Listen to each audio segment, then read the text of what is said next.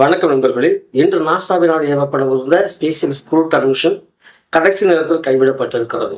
2 நாட்களில் பூமிக்கு திரும்புவார் என்று எதிர்பார்க்கப்பட்ட சுனிதா வில்லியம்ஸ் அவர்களை அழைத்து வருகின்ற இந்த திட்டமானது சற்று தள்ளி போயிருக்கிறது. என்ன நடந்தது? இன்று ஏவப்படவிருந்த விண்கலத்திற்கான கவுண்டவுன்கள் ஆரம்பிக்கப்பட்ட சூழ்நிலையில் விண்வெளி வீரர்கள் அனைவரும் விண்கலத்திற்குள் சென்ற நிலையில் கடைசி நேரத்தில் ஹைட்ராலிக்கில் ஏற்பட்ட ஒரு பிரச்சனை கண்டறியப்பட்டது. அதன் காரணமாக விண்ணில் செலுத்துகின்ற திட்டம் தற்காலிகமாக கைவிடப்பட்டிருக்கிறது.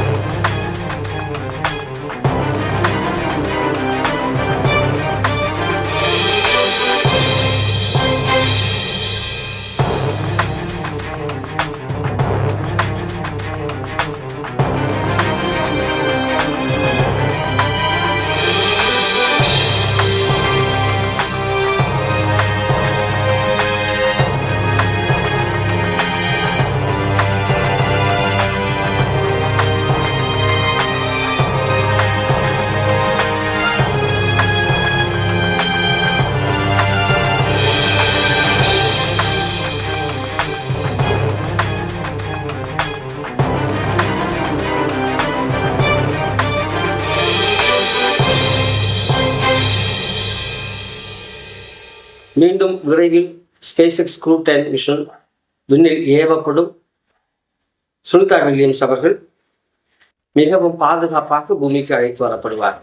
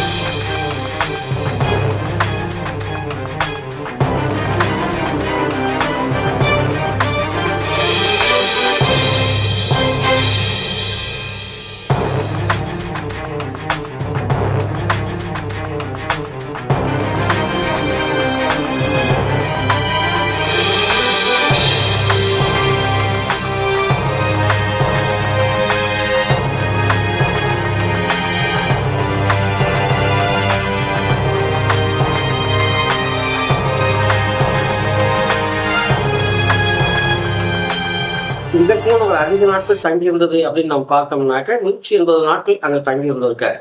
ஆனால் இந்த முறை போனது வெறும் 8 நாட்கள் தங்குவதற்காகத்தான் சென்றார். ஆனால் போயிங் நிறுவனத்தின் ஸ்டார்லைனர் விண்கலத்தில் ஏற்பட்ட சிறு கோளாறின் காரணமாக அவர் பூமிக்கு வரும்படி தாமதம் ஏற்பட்டது.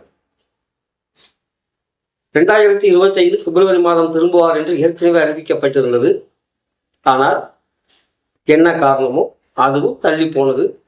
இன்று மார்ச் 11ஆம் தேதி விண்ணுக்கு ஏவப்படவிருந்த ஸ்பேஸ் க்ரூ விண்கலமும் தற்பொழுது கைவிடப்பட்டிருக்கிறது. ஏறக்குறைய அவர் 280 நாட்களுக்கு மேலாக விண்வெளியில் சிக்கியிருக்கிறார். சுனிதா வில்லியம்ஸ் மிகவும் பாதுகாப்பாக பூமிக்கு அழைத்து வரப்பட வேண்டும் என்பது நமக்கு யாவாக இருக்கிறது. நாசா விஞ்ஞானிகள் அதனை சாதிப்பார்கள் என்று நான் எதிர்பார்க்கிறேன். நன்றி, வணக்கம்.